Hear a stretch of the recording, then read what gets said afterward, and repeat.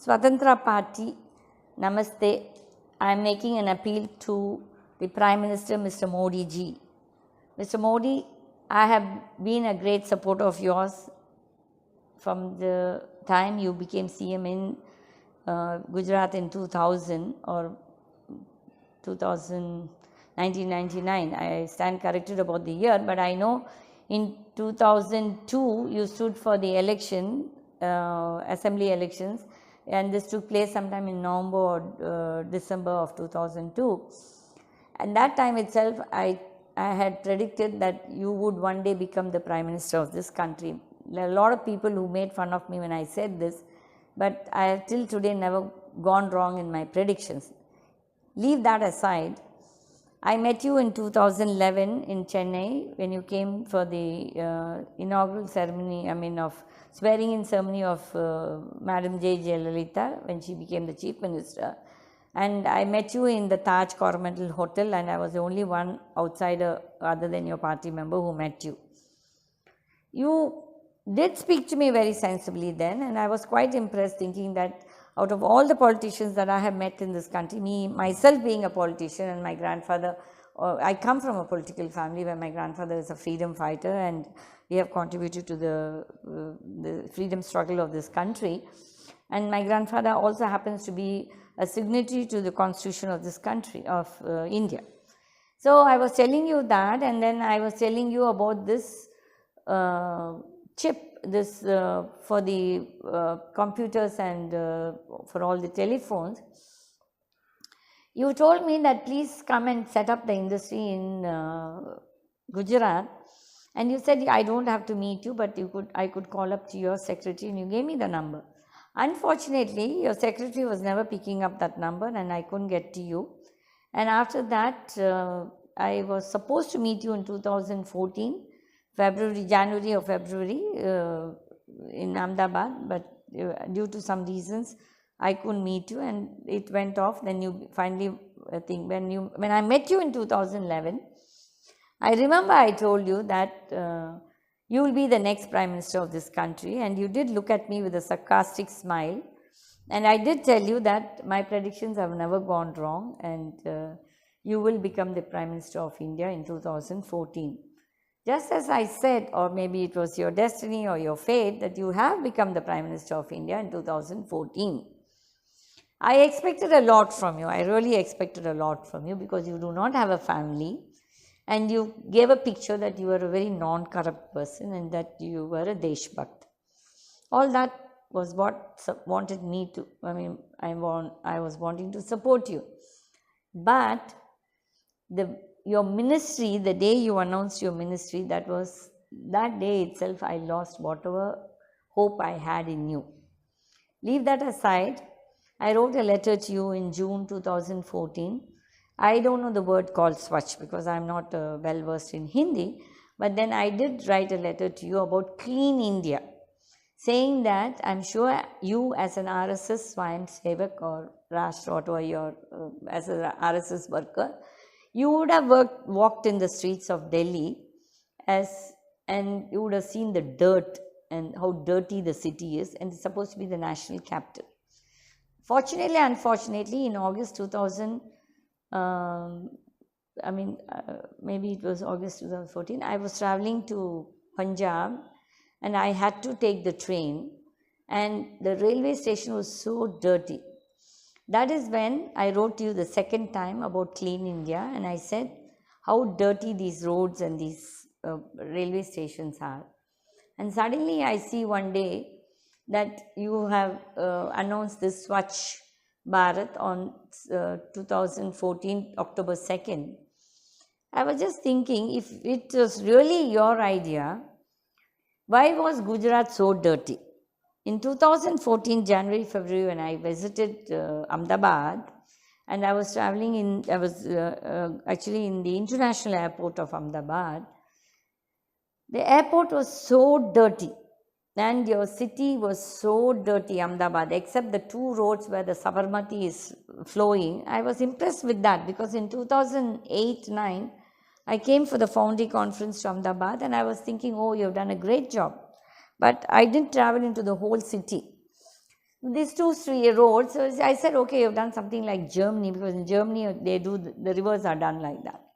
So I was quite impressed, but I think that impression didn't last long, because the next year itself I traveled into Gujarat, the whole of Gujarat. We'll talk about it later. If Swachh is your idea, because Clean India was my idea and I wrote a letter to you, why you ruled Gujarat for 12 years, and Gujarat is one of the most dirtiest states, and if you see even now the COVID is spread so much in Ahmedabad, your COVID rates are high in Gujarat. The same thing happened in 2015 when the Haini or one of those other things came. There was a thing. I was visiting Somnath temple for the Mahashivratri, and I believe on a Shivratri, Mahashivratri, Somnath temple is flooded with people. But that particular year, maybe we were lucky, there was no crowd. We had a good darshan of the temple, but that's leaving aside that. The places, the temples, the Dwarak, we went to the Panch Dwaraka, everywhere it was so dirty. I didn't expect, and I was traveling from Rajasthan, from Udaipur, I think we drove down from Udaipur and went into Gujarat, and we traveled the whole of Gujarat by car. And I then realized that Gujarat was one of the most dirtiest states, and here you were talking about Swachh India. But it's most unfortunate that you are from Gujarat, a chief minister who served for 12 years, and then as a prime minister you're talking about Swachh India. So sometimes, we should first clean our own backs before we talk about others. So you should set an example. So that was I lost all the hopes that I had on you when I saw this dirty state of Gujarat. I'm sorry I have to say this, because I want to be frank, okay? And then you kept on asking for people to write to you letters about the administration. I wrote many letters to you. There was not a single reply. Anyway, I don't expect you to reply to all the people, but at least I expect you all to look into the veracity of whatever problems we are putting forth to you. Nothing was done. I wrote so many letters to you about the bank scams which happened in UPA period 2004 to 14, but you didn't bother, and your own ministers didn't bother.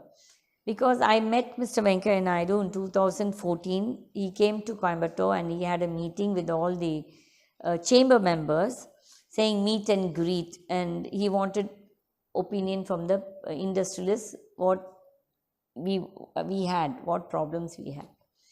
I did tell him about the situation between 2004 and 14, how the power was a big problem in the state of Tamil Nadu and Andhra Pradesh, that the districts suffered for almost 14 to 16 hours of power failure, and the poor small, especially the micro and the small and the MSMEs and the farmers and traders, we all had to do business for 14 hours, no business, but the loan that we have borrowed from the bank will be increasing, that it as we say, it keeps multiplying, but then we have got no production.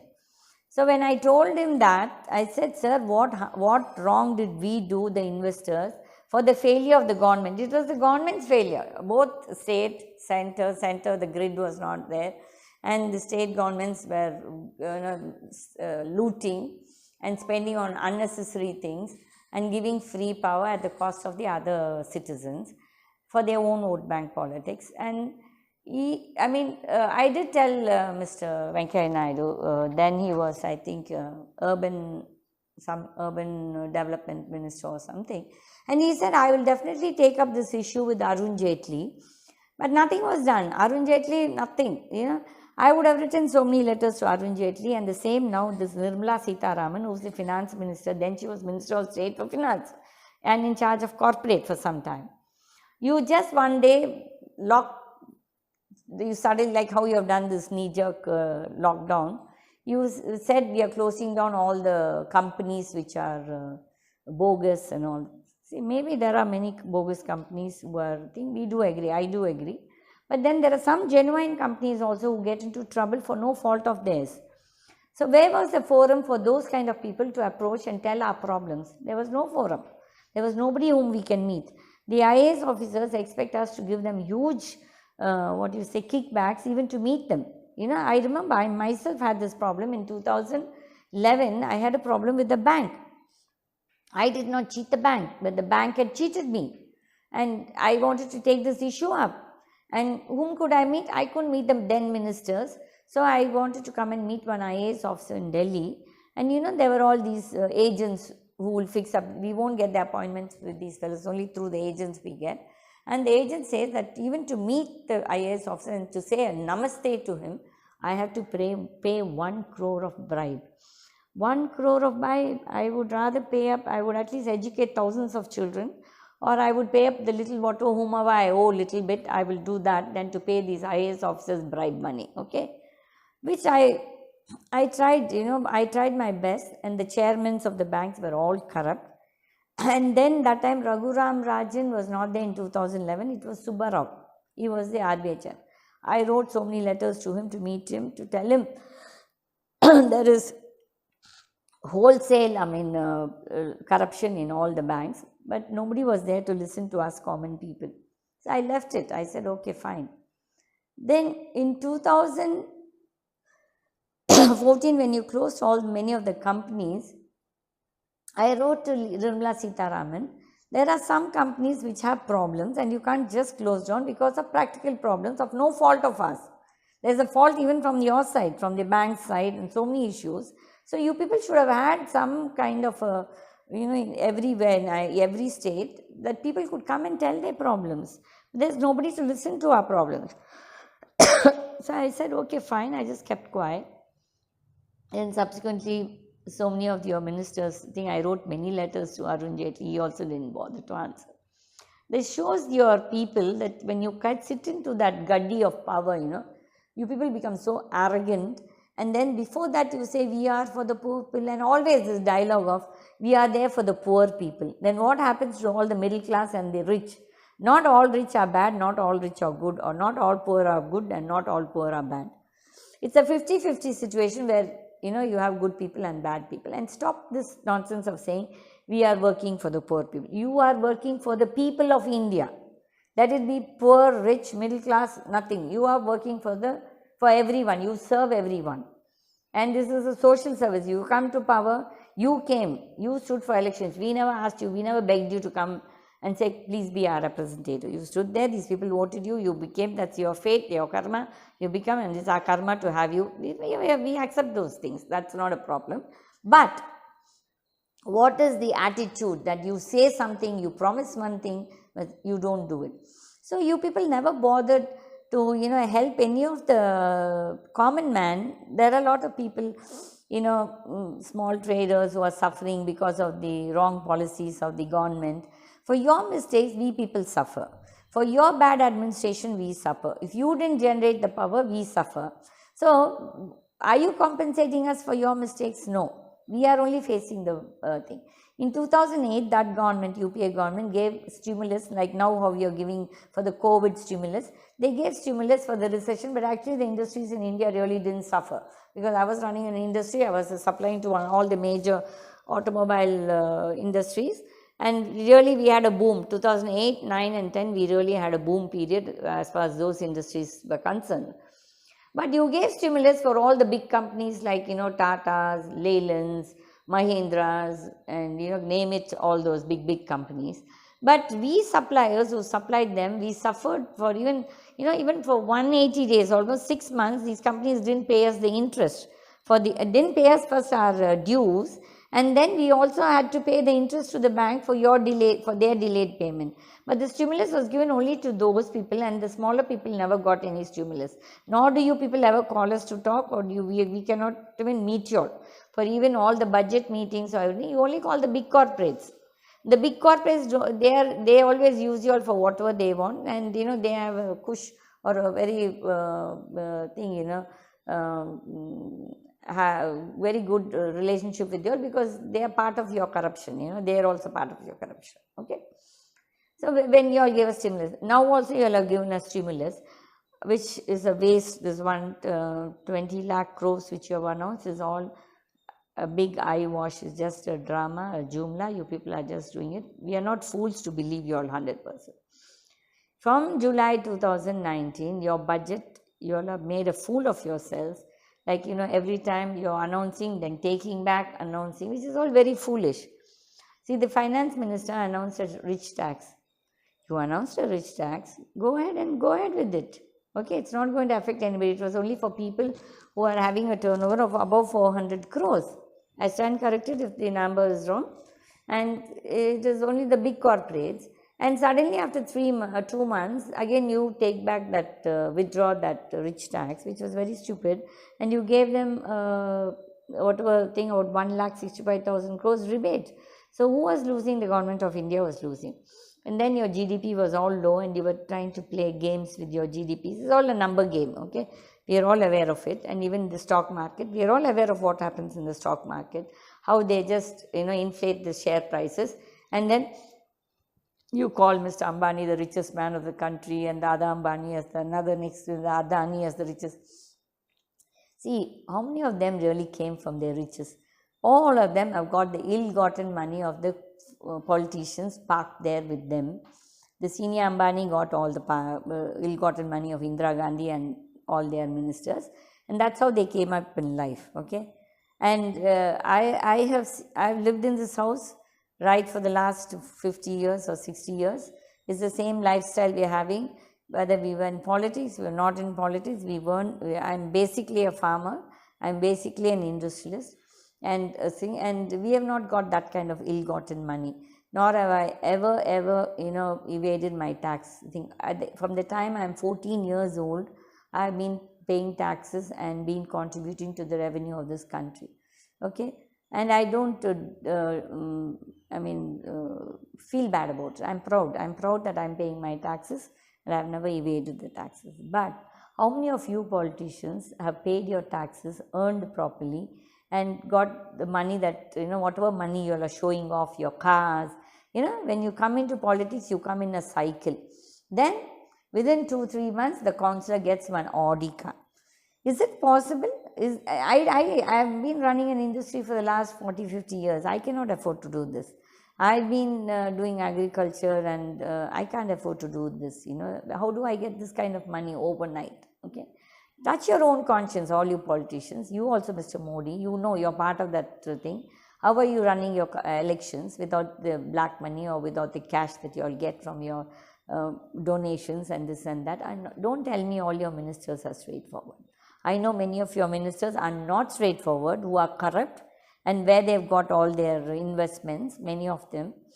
And your state politicians, your party politicians, whether it is because I'm from Tamil Nadu, I will talk about AIDMK and DMK, all are corrupt.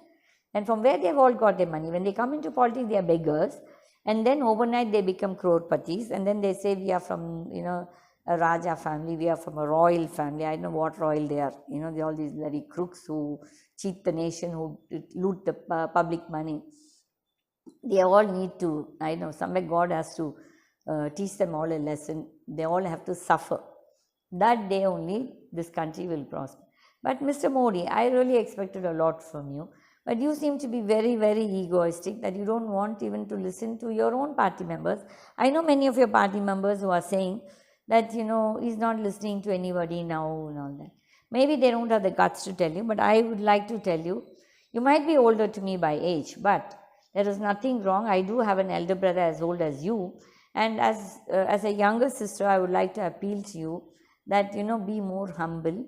And the Modi that I met in 2011 was a different Modi, and I don't know whether you acted then, and a different Modi today. Be more realistic. People are suffering. The migrant workers are suffering. The industries today are suffering. We are not having workers, and there is no revenue for any business, from the small tea shop to the small mess, to the big hotel, to the big restaurants, to the industries. Everybody is suffering. The bankers are not giving any advances, are not giving any support.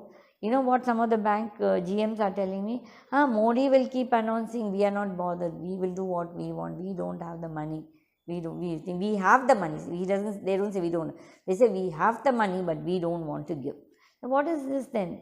Then why do you say that we should have our money in the banks? Why do you think, like, how do I know my money is safe? Look at the PMC loot, look at the S Bank loot. All the banks are in the same position. We know that. It is only the politicians and bureaucrats who got this money, who are the big looters of this nation. And the businessman, the common businessman does not have money. The common middle class does not have money. The poorest of poor also don't have that cash. And you politicians are just giving one, like little oxygen by giving 1,000 rupees, 2,000 rupees just for your vote bank politics. Instead of that, please reduce the interest rates. Please reduce the GST rates. Please have one slab of GST. Okay, and please have an SIT or some commission where the public can come and tell their problems, and please look into it. See what we are talking is the truth. We also could be talking lies, but please check up. In 2015, if I remember right, I met Mr. Manohar Parrikar in the FLO, Delhi, the FICCI Ladies Organization. And I was the last person who got the opportunity to ask him a few questions. And I told him all this about the power, the bank, everything. Then itself, I told him. I said, sir, which is the forum that the honest citizen will go and tell his or her problems? And I told him about these IAS officers, how they demand 1 crore of rupees just to meet, even to tell our problems, to tell that this is happening. So he accepted. He said, it happened when he was chief minister himself. His own secretary did that. They took 3 lakhs rupees to get his appointment. So I said, Mr. Manohar Parrikar, I am told that you are one of the best ministers in this cabinet, and I would like you to take some action. You don't have to favor me. Look into the veracity of my complaint and then take the necessary action, because there are big frauds happening in the banks and there is no forum. Even the courts don't bother to listen to us. And the first thing they say, you pay the money into the. How many of us have got that ill-gotten money? See, the judges, I'm sorry if I have to hurt judges, not all of them are Harishchandras, okay? Many of them, they know to their own conscience what they have paid and what they have done to get that post, okay? And there are so many of these judges, who are sitting there, and I know how badly they have treated many women, and they are judges. What is the fate of this social justice system if the judge itself is a corrupt person who has harassed women, who has raped women, and he will become the judge of the rape case? Means what kind of justice will we women get? Okay, please, I have evidence for everything that I talk, and I'm really sad and I'm feeling very bad that we expected so much from you. I personally expected a lot from you, and you are a total failure because you don't want to listen to anybody. I appreciate some of your things, some of the, the NCLT is a good proposal, the bankruptcy, but then the implementation is very badly done. See, like for example, Anil Ambani is one of the companies who owes the bank 50,000 crores, but his own brother comes forward to buy that for 35,000 crores. What about the balance 15,000 crores? This is the same thing happening with every case, and some of the bankers have personally told me, Gita ma'am, if you can write a letter to Mr. Modi. I said, I will write, I have no issues. And I have written also, but there is no response from you. The same things are happening in the DRT. The DRT is one of the places of highest corruption, and every officer there is corrupt, and the lawyers are part of this corruption, and the income tax is another place. I would request you, please send your income tax officials as in plain clothes and go to the courts and see how many of these lawyers have got BMWs, Benz cars, and how they have earned. Today in Tamil there is a word called Katta Panchayat. The lawyers have become, they are all the Katta, and they are like, the mediators to sit for solving problems out of court. And the huge money that they loot from the clients, and the fees that they charge. How many of them are paying tax? I don't know. Including P. Chidambaram's wife. P. Chidambaram, all of them, they were all corrupt. And, you people, these are the people who are in power. None of us have that kind of money to come and give you, to grease you all, and to get favors done. But then this is, I'm speaking. If tomorrow something bad happens to me, I'm not worried, because I know you politicians can't digest when people talk the truth, and you might try to attack me. I'm least bit bothered about it. If that's my fate, I take it with I'm bold, and I always feel that whatever I'm talking, my God wants me to talk, because at least that way there's one citizen in this country who's ready to talk. I just don't want to talk like others to find fault for everything. I accept some things which you all have done is good, the 370 abrogation of 370, 35A, the NCLT has got its good points, but very badly implemented. The demonetization was one, I myself wrote to you about demonetization in June, July 2014 to implement it, and you did, but then it was so badly implemented. Your GST is so badly implemented. See, immediately after the demonetization in 2016, in November or December, you raided one of the political contractors in Tamil Nadu, one Shekhar Reddy, and you found so much of 2000 notes there. What action have you taken? What action did you take on the chief secretary then? There was so much of money, 35 lakhs found in his office. What action have you taken? You have not taken any action, because your own people are involved with all this. So, Mr. Modi, still there is 4 years for you. I still expect that somewhere you will reform and take in good people who will give you a feedback. I am not worried about talking, and I am not worried about telling the truth, because I am not expecting any favors from you. See, I always believe there is a force above us who will protect us and who will take care of us, and it is my duty. I think God has also brought us into this world to speak up whenever there is wrong.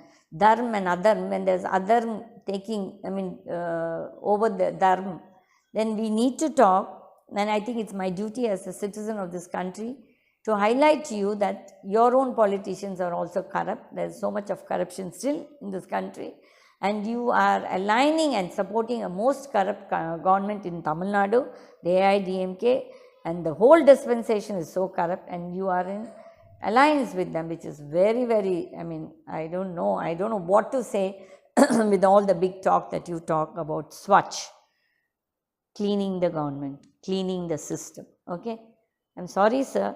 Please take this as a feedback. I have more things to talk, but I don't have the time. Please, if you can really do some good for this nation, stop all this dramatics, all these dramas, these slogans.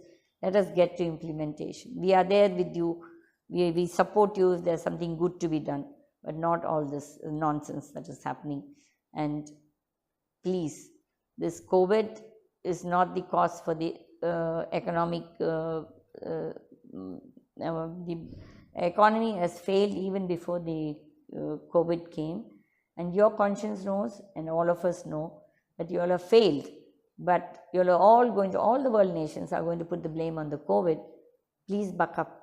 You hardly have any time, or this country and the world will suffer and get destroyed.